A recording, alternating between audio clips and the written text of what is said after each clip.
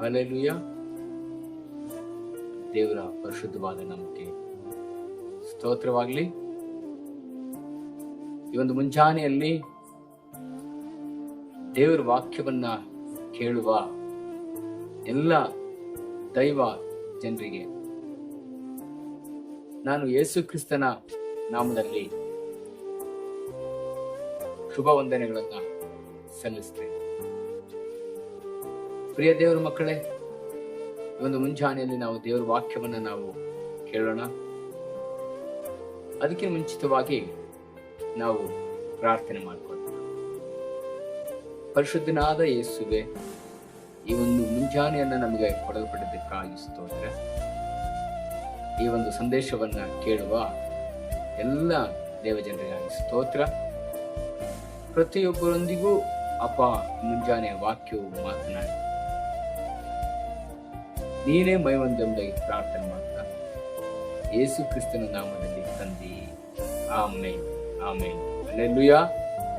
ಎಲ್ಲರೂ ಚೆನ್ನಾಗಿದ್ದೀರಿ ಎಂಬುದಾಗಿ ನಾನು ನಂಬುತ್ತೇನೆ. ಈ ಸಂದೇಶವನ್ನು ಕೇಳುವಂತ ಅನೇಕ ದೇವ ಮಕ್ಕಳು ಹೀಗೆ ಹೇಳ್ತಾರೆ, ಯಾಕೆ ನಾನು ಇಷ್ಟು ನಂಬಿಗಸ್ತನಾಗಿ ದೇವರಿಗೆ ನಾವು ಜೀವಿಸುವಾಗ ಕಷ್ಟಗಳು ಏನಕ್ಕೆ ಎಂಬುದಾಗಿ. ಅನೇಕರು ದೇವರ ಮಾರ್ಗದಲ್ಲಿ ನಡೆಯುವಾಗ ಅವರಿಗೆ ಸಂಭವಿಸುವಂತ ಅನೇಕ ಕಷ್ಟಗಳನ್ನು ನೋಡಿ ಇವತ್ತೆಷ್ಟೋ ಜನಗಳು ತುಂಬಾ ನಿರಾಸರಾಗಿ ಬೇಸರವಾಗಿ ಇವತ್ತು ಇರುವಂತವ್ರನ್ನ ನಾವು ನೋಡ್ತಾ ಇದ್ದೀವಿ. ಎಷ್ಟೋ ಜನ ಕ್ರಿಸ್ತ ನಂಬಿಕೆಯನ್ನ ಬಿಟ್ಟು ಹಿಂಜರಿದಿರುವಂತದ್ದನ್ನ ನಾವು ಗಮನಿಸ್ತಾ ಇದ್ದೀವಿ. ಪ್ರಿಯ ದೇವಜನರೇ, ಯೇಸು ಸ್ವಾಮಿ ಎಲ್ಲಿಯೂ ನಿಮಗೆ ಕಷ್ಟ ಬರುವುದಿಲ್ಲ ಎಂಬುದಾಗಿ ಹೇಳಿಲ್ಲ. ದೇವರ ವಾಕ್ಯವನ್ನ ನಾವು ನೋಡಿಕೊಳ್ಳುವಾಗ ಯೋಹಾನನ ಸುವಾರ್ತೆ 16ನೇ ಅಧ್ಯಾಯ 33ನೇ ವಚನ ಪ್ರಿಯ ದೇವಜನರೇ ಹೀಗೆ ಹೇಳ್ತದೆ. ಏನೆಂಬುದಾಗಿ ನಾವು ನೋಡುವಾಗ, ಲೋಕದಲ್ಲಿ ನಿಮಗೆ ಕಷ್ಟಗಳುಂಟು, ಧೈರ್ಯವಾಗಿರಿ, ನಾನು ಲೋಕವನ್ನ ಜಯಿಸಿದ್ದೇನೆ ಎಂಬುದಾಗಿ ಯೇಸು ಕ್ರಿಸ್ತನೇ ತಾನೇ ಸ್ವತಃ ಹೇಳಿದ. ದೇವರು ಯೇಸು ಸ್ವಾಮಿ ಹೇಳುವಂತ ಒಂದು ವಿಚಾರ ಏನಂತ ಹೇಳಿದ್ರೆ, ಲೋಕದಲ್ಲಿ ಕಷ್ಟಗಳುಂಟು. ಕಷ್ಟಗಳಿಲ್ಲ ಅಂತಲ್ಲ, ಕಷ್ಟಗಳು. ನೀವು ಧೈರ್ಯವಾಗಿರಿ, ನಾನು ಈ ಲೋಕವನ್ನ ಜಯಿಸಿದ್ದೇನೆ. ಯಾಕಂತ ಹೇಳಿದ್ರೆ ಯೋಹಾನನ ಸುವಾರ್ತೆ 15ನೇ ಅಧ್ಯಾಯಕ್ಕೆ ನಾವು ಬರುವಾಗ, ಪ್ರಿಯ ದೇವ ಜನರೇ, ಅಲ್ಲಿ ದೇವರ ವಾಕ್ಯ ಹೇಳ್ತದೆ ಏನೆಂಬುದಾಗಿ ನಾವು ನೋಡುವಾಗ 18ನೇ ವಚನದಲ್ಲಿ, ಲೋಕವು ನಿಮ್ಮ ಮೇಲೆ ದ್ವೇಷ ಮಾಡುವುದಾದರೆ ಅದು ಮೊದಲು ನನ್ನ ಮೇಲೆ ದ್ವೇಷ ಮಾಡುತ್ತದೆಂದು ತಿಳಿದುಕೊಳ್ಳಿರಿ. ನೀವು ಲೋಕದ ಕಡೆಯವರಾಗುತ್ತಿದ್ದರೆ ಲೋಕವು ನಿಮ್ಮನ್ನ ಮೇಲೆ ತನ್ನವರೆಂದು ಮಮತೆ ಹಿಡಿತಿತ್ತು. ಆದರೆ ನೀವು ಲೋಕದ ಕಡೆಯವರಲ್ಲದ ಇರುವುದರಿಂದಲೂ ನಾನು ನಿಮ್ಮನ್ನು ಲೋಕದೊಳಗಿಂದ ಆರಿಸಿ ತೆಗೆದುಕೊಂಡಿದ್ದರಿಂದಲೂ ಲೋಕವು ನಿಮ್ಮ ಮೇಲೆ ದ್ವೇಷ ಮಾಡುತ್ತದೆ. ಲೋಕದಲ್ಲಿ ಕಷ್ಟಗಳು ಹೇಗೆ ಬರ್ತದೆ? ರೋಗದ ಮುಖಾಂತರ, ವಿರೋಧದ ಮುಖಾಂತರ, ಕಷ್ಟಗಳ ಮುಖಾಂತರ, ಸಾಲಗಳ ಮುಖಾಂತರ, ಅನೇಕ ಅವಮಾನಗಳ ಮುಖಾಂತರ, ಅಪಮಾನಗಳ ಮುಖಾಂತರ, ನಿಂದೆಗಳ ಮುಖಾಂತರ, ಅನೇಕ ಹೀಯಾಳಿಸೋದ್ರ ಮುಖಾಂತರ, ಚುಚ್ಚಿ ಮಾತನಾಡೋದ್ರ ಮುಖಾಂತರವಾಗಿ ಇವತ್ತು ನಾವು ಅನೇಕ ಸಾರಿ ಸೋತಂತ ಪರಿಸ್ಥಿತಿ. ನಮಗೆ ಯಾಕೆ ಈ ಕಷ್ಟ ಎಂಬುದಾಗಿ ನಾವು ಅಂತೀವಿ. ಪ್ರಿಯ ದೇವ ಜನರೇ, ಯೇಸು ಸ್ವಾಮಿ ವಾಕ್ಯ ಹೇಳ್ತದೆ, ಈ ಕಷ್ಟಗಳು 2 ಕೊರಿಂಥ 4ನೇ ಅಧ್ಯಾಯ 15ನೇ ವಚನಕ್ಕೆ ಬರಬೇಕಾದ್ರೆ ಇಲ್ಲಿ ಓದುವಾಗ ನಾವು ನೋಡ್ತಾ ಇದ್ದೀವಿ, ಆ ಬಾಧೆಗಳೆಲ್ಲ ನಮ್ಮ ಹಿತಕ್ಕಾಗಿಯೇ ಸಂಭವಿಸ್ತಾರಂತೆ. ನೋಡ್ರಿ, ಕಷ್ಟಗಳು ಯಾಕೆ ಬರ್ತಾವಂತ ನಮ್ಮ ಹಿತಕ್ಕಾಗಿ, ನಮ್ಮ ಒಳ್ಳೆದಕ್ಕಾಗಿ ಬರ್ತದೆ ಎಂಬುದಾಗಿ ದೇವರು ವಾಕ್ಯ ಹೇಳ್ತದೆ. ಅದೇ ರೀತಿಯಾಗಿ ನಾವು ಕೀರ್ತನೆ 34:19 ನಾವು ಓದುವಾಗ, ನೀತಿವಂತನಿಗೆ ಸಂಭವಿಸುವ ಕಷ್ಟಗಳು ಅನೇಕ ಎಂಬುದಾಗಿ ಹೇಳು, ಅವೆಲ್ಲವುಗಳಿಂದ ದೇವರು ಬಿಡಿಸ್ತಾನೆ ಎಂಬುದಾಗಿ ದೇವರು ವಾಕ್ಯ ಹೇಳ್ತದೆ. ಮುಂದೆ ಅದೇ ರೀತಿ ತಿಮೋತಿ 2 ತಿಮೋತಿ 3:12 ವಚನದಲ್ಲಿ ನಾವು ಗಮನಿಸುವಾಗ ಪ್ರಿಯ ದೇವರ ಮಕ್ಕಳ, ಅಲ್ಲಿ ದೇವರ ವಾಕ್ಯ ಹೇಳ್ತದೆ, ಕ್ರಿಸ್ತ ಯೇಸುವಿನಲ್ಲಿ ಸದ್ಭಕ್ತನಾಗಿ ಜೀವಿಸಲಿಕ್ಕೆ ಮನಸ್ಸು ಮಾಡುವವನಿಗೆ ಅನೇಕ ಕಷ್ಟಗಳಲ್ಲಿ ಅವನು ಹಾದು ಹೋಗ್ತಾನೆ ಎಂಬುದಾಗಿ. ನೋಡಿ, ಒಂದು ನೀತಿವಂತನಿಗೆ ಕಷ್ಟ ಬರ್ತದೆ, ಸದ್ಭಕ್ತನಾಗಿ ಜೀವಿಸುವವನಿಗೆ ಕಷ್ಟ ಬರ್ತದೆ. ಸುಮ್ಮನೆ ಯೇಸುವನ್ನ ನಂಬಿ ನಾಮಕಾವಸ್ಥೆಯಲ್ಲಿ ಜೀವಿಸುವಂತವರಿಗೆ ಯಾವತ್ತೂ ಕಷ್ಟ ಬರಲ್ಲ. ಯಾಕಂತಂದ್ರೆ ಈ ಹೋರಾಟ ಆತ್ಮಿಕನೊಂದಿಗಿರುತ್ತೆ ಹೊರತು, ಆದ್ರೆ ಲೌಕಿಕನೊಂದಿಗೆ, ಪ್ರಾಪಂಚಿಕನೊಂದಿಗೆ ಈ ಕಷ್ಟಗಳು, ಹೋರಾಟಗಳು ಇರೋದಿಲ್ಲ. ಸೈತಾನನ ಒಂದು ಟಾರ್ಗೆಟ್ ಯಾರಂತ ಹೇಳಿದ್ರೆ, ಯೇಸುವನನ್ನ ನಂಬಿ ಕರ್ತನಿಗಾಗಿ ಜೀವಿಸುವಂತ, ಸದ್ಭಕ್ತರಾಗಿ ನೀತಿವಂತರಾಗಿ ಜೀವಿಸುವಂತ ವ್ಯಕ್ತಿಗಳ ಮೇಲೆ ಮಾತ್ರ ಇರ್ತದೆ ಅವನ ಕಣ್ಣು. ಅದಕ್ಕೆ ಪ್ರಿಯ ದೇವರ ಮಕ್ಕಳೇ, ನಾವು ಯೋಬನನ್ನ ನಾವು ಗಮನಿಸ್ತಾ ಇದ್ದೀವಿ. ಉದಾಹರಣೆಯಾಗಿ ನಾವು ತೆಗೆದುಕೊಳ್ಬೇಕಾದ್ರೆ ಯೋಬನನ್ನ ನಾವು ಗಮನಿಸ್ತೀವಿ. ಯೋಬನ ಒಂದು ಪುಸ್ತಕವನ್ನ ನಾವು ತೆಗೆದುಕೊಂಡು ಓದುವಾಗ 1ನೇ ಅಧ್ಯಾಯ 1ನೇ ವಚನ ಪ್ರಿಯ ದೇವರ ಮಕ್ಕಳೇ ಹೀಗೆ ಹೇಳ್ತಿದೆ. ನಾವೆಲ್ಲ ಓದಿದ್ದೀವಿ, ನಾವೆಲ್ಲ ಗಮನಿಸಿದ್ದೀವಿ. ಯಾಕಂತಂದ್ರೆ ಊಚ್ ದೇಶದಲ್ಲಿ ಯೋಬನೆಂಬ ಒಬ್ಬ ಮನುಷ್ಯನಿದ್ದನು. ಅವನು ದೇವರಲ್ಲಿ ಭಯಭಕ್ತಿ ಉಳ್ಳವನು. ನೋಡಿ, ಅವನು ಎಂತವನಂತೆ? ದೇವರಲ್ಲಿ ಭಯಭಕ್ತಿ ಉಳ್ಳವನು,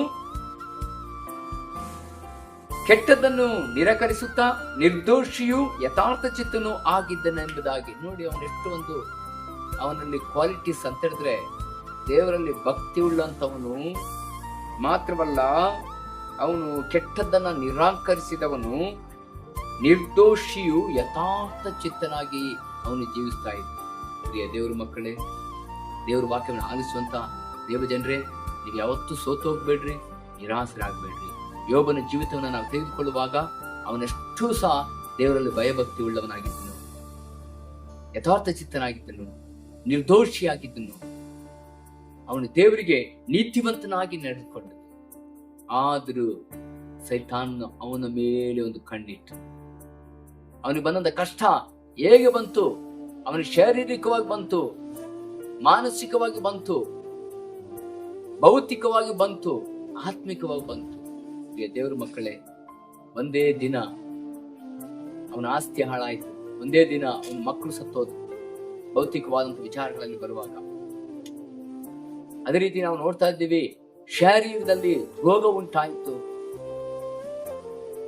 ಮಾನಸಿಕವಾಗಿ ಅವರ ಸ್ನೇಹಿತರು ಅವನನ್ನು ದೂಷಿಸಿದ್ರು, ನಿಂದಿಸಿದ್ರು, ಅಪಮಾನಿಸಿದ್ರು.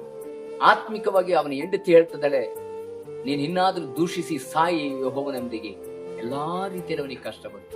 ಆದ್ರೆ ಅವನು ಯಾವತ್ತೂ ಸೋತು ಹೋಗ್ಲಿಲ್ಲ, ಯಾವತ್ತೂ ಅಪನಂಬಿಕೆಸ್ತನಾಗ್ಲಿಲ್ಲ, ದೇವರಿಗೆ ವಿರುದ್ಧವಾಗಿ ಜೀವಿಸಲಿಲ್ಲ, ನಂಬಿಕೆಸ್ತನಾಗಿ ಜೀವಿಸಲಿಲ್ಲ. ಪ್ರಿಯ ದೇವರ ಮಕ್ಕಳೇ, ಅದನ್ನ ನಾವು ಗಮನಿಸುವಾಗ ನಾವು ನೋಡ್ತಾ ಇದ್ದೀವಿ. 1 ಕೊರಿಂಥ 10ನೇ ಅಧ್ಯಾಯ 12-13 ನಾವು ಓದಿಕೊಳ್ಳಬೇಕಾದ್ರೆ, ಮನುಷ್ಯನು ಸಹಿಸಬಹುದಾದ ಶೋಧನೆ ಹೊರತು ಮತ್ಯಾವುದು ಸಂಭವಿಸುವುದಿಲ್ಲ. ಶೋಧನೆ ಆಗುತ್ತದೆ, ದೇವರು ತಪ್ಪಿಸಿಕೊಳ್ಳುವಂತ ಮಾರ್ಗಗಳನ್ನು ಸಿದ್ಧ ಮಾಡಿದ್ದಾನೆ ಎಂಬುದಾಗಿ ದೇವರ ವಾಕ್ಯ. ಪ್ರಿಯ ದೇವ ಜನರೇ, ಅದೇ ರೀತಿಯಾಗಿ ನಾವು ನೋಡುವಾಗ ಯಾಕೋಬನ ಪತ್ರಿಕೆ 1:12 ನಾವು ಗಮನಿಸುವಾಗ ಅಲ್ಲಿ ಹೇಳ್ತದೆ, ಕಷ್ಟವನ್ನು ಸಹಿಸಿಕೊಳ್ಳುವಂತ ಧನ್ಯನು, ಅವನು ಪರಿಶೋಧಿತನಾದ ಮೇಲೆ ಜೀವೆಂಬ ಜಯಮಾಲೆಯನ್ನು ಹೊಂತಾನೆ. ಆದ್ದರಿಂದ ಮುಂಜಾನೆಯಲ್ಲಿ ಈ ವಾಕ್ಯವನ್ನು ಕೇಳಿದ ನಾವು ನಮ್ಮ ಧೈರ್ಯವನ್ನು ಬಿಟ್ಟು ಬಿಡದೆ, ನಮ್ಮ ನಂಬಿಕೆಯನ್ನು ಬಿಟ್ಟು ಬಿಡದೆ, ನಾವು ಬರುವಂತ ಕಷ್ಟಗಳನ್ನ ನೋಡಿ ನಾವು ಹಿಂಜರಿಯದೆ, ಲೋಕವನ್ನ ಜಯಿಸಿದ ಯೇಸು ನಮ್ಮೊಂದಿಗಿದ್ದಾರೆ, ಕರ್ತನು ನಮ್ಮೊಂದಿಗಿದ್ದಾರೆ. ಆತನು ನಮಗೆ ಸಹಾಯ ಮಾಡ್ತಾನೆ, ಆತನು ನಮ್ಮ ಜೊತೆಗಿದ್ದು ಎಲ್ಲಾ ವಿಷಯದಲ್ಲಿ ಆತನು ನಮಗೆ ಅನುಕೂಲವನ್ನ ಮಾಡಿಕೊಡ್ತಾನೆ. ಈ ಕಷ್ಟವನ್ನ ನೋಡಿ ನಾವು ಹಿಂಜರಿಯೋದು ಬೇಡ. ಈ ಮುಂಜಾನೆ ಒಂದು ತೀರ್ಮಾನ ಮಾಡಿ, ಯಾಕಂದ್ರೆ ಕಷ್ಟಗಳು ಉಂಟು, ನಾವು ಧೈರ್ಯವಾಗಿ, ಯಾಕಂದ್ರೆ ಈ ಬಾಧೆಗಳೆಲ್ಲ ನಮ್ಮ ಹಿತಕ್ಕಾಗಿಯೇ ಸಂಭವಿಸ್ತೇವೆ ಎಂಬುದಾಗಿ ಯೇಸು ಸ್ವಾಮಿ ಮಾತಾಡ್ತಾರೆ. ನೀತಿವಂತನ ಸಂಭವಿಸುವ ಕಷ್ಟಗಳು ಅನೇಕ ಇದ್ರು, ಅದನ್ನು ಯೇಸು ಸ್ವಾಮಿ ಬಿಡಿಸ್ತಾನೆ ಎಂಬುದಾಗಿ ದೇವರಾಗುತ್ತಾನೆ, ದೇವರ ವಾಕ್ಯ ಹೇಳ್ತಾರೆ. ಅದರಿಂದ ನಾವು ಈ ಸಮಯದಲ್ಲಿ ಧೈರ್ಯಗಿಟ್ಟು ನಾವು ಹೋಗುದು, ನಂಬಿಕೆಯಲ್ಲಿ ನಾವು ಜೀವಿಸ್ತಾ ಯೇಸು ಸ್ವಾಮಿ ಹೇಳೋಣ, ಸ್ವಾಮಿ ನಾನು ಈ ಕಷ್ಟಗಳಲ್ಲಿದ್ದೀನಿ, ನಾನು ಈ ಕಷ್ಟದಿಂದ ಬಿಡಿಸು, ಇದನ್ನು ಸಹಿಸಿಕೊಳ್ಳುವಂತ ಶಕ್ತಿಯನ್ನು ಕೊಡು, ತಾಳಿಕೊಳ್ಳುವಂತ ಬಲವನ್ನು ಕೊಡು, ನಿನ್ನ ಕೃಪೆಯನ್ನ ಕೊಡು ಎಂಬುದಾಗಿ ನಾವು ಮುಂಚೆನೆ ಕೇಳ್ಬೋದು. ಅವೆಲ್ಲರೂ ಸಹ ಪ್ರಾರ್ಥನೆ ಮಾಡೋಣ. ಪರಿಶುದ್ಧನ ಅಂತ ದೇವರೇ, ಇವತ್ತು ಈ ಮುಂಜಾನೆ ಯಾರೆಲ್ಲ ಇಂಥ ಕಷ್ಟಗಳಲ್ಲಿ ಹಾದು ಹೋಗ್ತಾ ಈ ನೋವಲ್ಲಿ, ಈ ಬಾಧೆಗಳಲ್ಲಿ, ಚಿಂತೆಯಲ್ಲಿ, ಕಣ್ಣೀರಲ್ಲಿ ಇದಾರೋ ಅವರನ್ನ ಯೇಸುವೆ ನೀವು ಸಂಧಿಸಿ ಅವರನ್ನು ಸಾಂತ್ವನ ಪಡಿಸಿ ಧೈರ್ಯಪಡಿಸಪ್ಪ. ಅವರಿಗೆ ಆದರಣೆ ಕೊಡು ಸ್ವಾಮಿ, ಸಕಲ ವಿಧವಾಗಿ ಸಂತೈಸು, ಆತ್ಮನ ಬಲ ನೀಡು. ಒಬ್ಬರು ಸೋತು ಹೋಗದೆ ನೀನು ಇವರಿಗೋಸ್ಕರವಾಗಿ ಇಟ್ಟಿರುವಂತ ಆಶೀರ್ವಾದಗಳನ್ನ ಕಾಣುವಾಗಿ ಇವರ ಆತ್ಮ ಕಣ್ಣು ತೆರೆಯ ಮಾಡು, ಬಲಪಡಿಸು.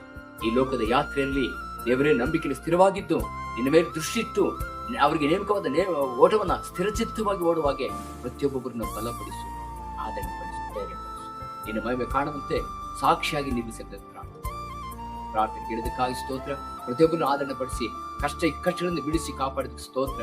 ಎಲ್ಲ ಮಹಿಮೆ ಸಲ್ಲಿಸಿ ಯೇಸು ನಾಮದಲ್ಲಿ ಆಮೆನ್, ಆಮೆನ್. ಎಲ್ಲ ದೇವ ಮಕ್ಕಳಿಗೆ ಸಂದೇಶ ಕೇಳಂತ ಎಲ್ಲರಿಗೂ ನಾನು ಯೇಸು ಕ್ರಿಸ್ತನ ಹೆಸರಲ್ಲಿ ವಂದನೆಗಳನ್ನು ಸಲ್ಲಿಸ್ತೇನೆ.